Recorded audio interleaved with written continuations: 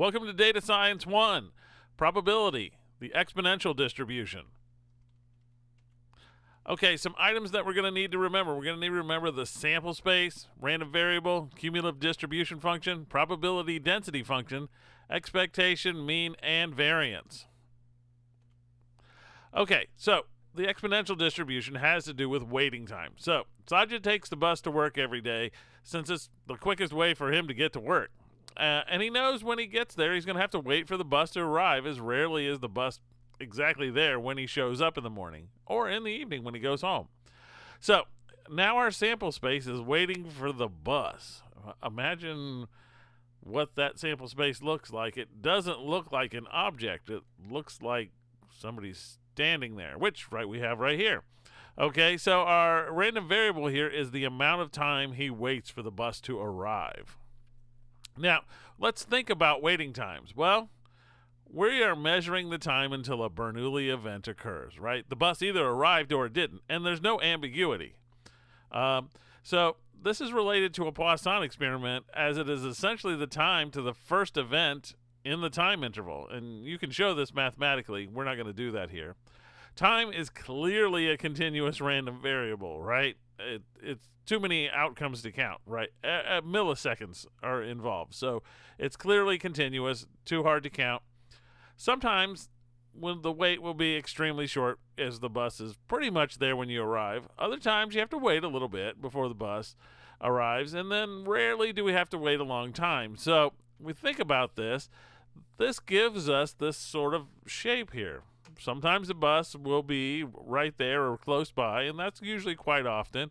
But then sometimes we have to wait some. Notice this is kind of how likely it is.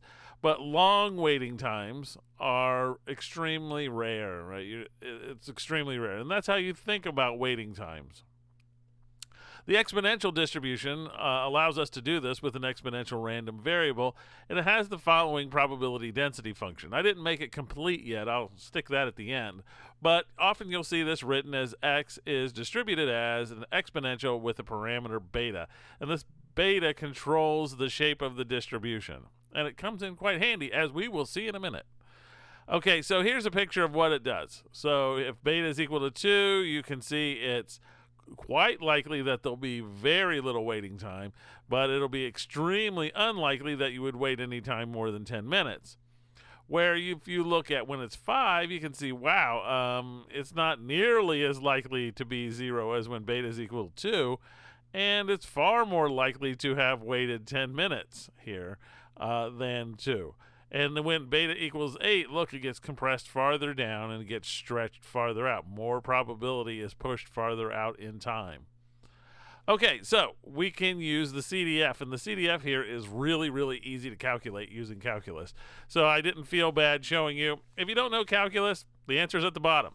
Okay, so here you're just going to use the definition of the CDF, plug in your density, evaluate it. This integral is really easy. Plug everything in, 0 and x, and you end up here, which makes this really easy to calculate. And this is the formal portion of it, considering it has the actual 0 involved for when you're less than 0, because nobody waits a negative amount of time. Okay, you can show that the mean, if you go tracing along here, is equal to 1 over beta. We're going to need this later. This comes in really handy.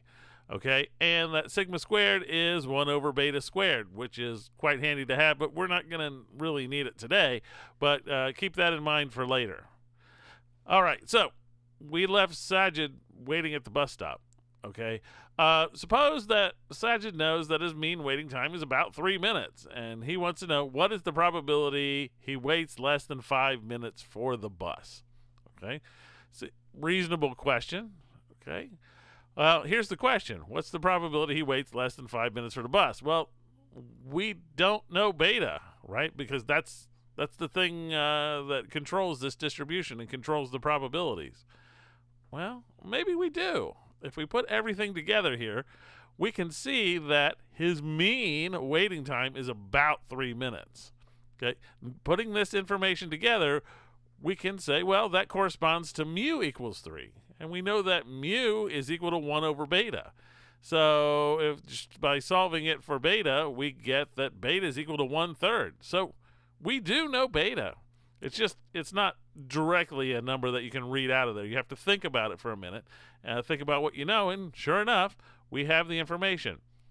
Okay, given the probability is less than 5 minutes for the bus, well, that's a direct use of the CDF. Given that beta is equal to 1/3, we just use the CDF, plug in the numbers, which is really easy, right? Probability x is less than 5 is equal to f of 5, which is the CDF, which is 1 minus e to the negative 5/3. Plug that in your handy dandy calculator, and you will end up with 0.811. So the probability he waits less than 5 minutes is approximately 0.8111. So it's quite likely he's going to wait less than 5 minutes for the bus. So hopefully he's not incredibly impatient. All right, so quick list of items here. The PDF is this in its formal version, right? It has the cases here. It talks about when it's valid, when it's not valid. Here's the CDF, which we already written in the formal version. The mean and variance of this thing is 1 over beta, and that comes in real handy as we've seen.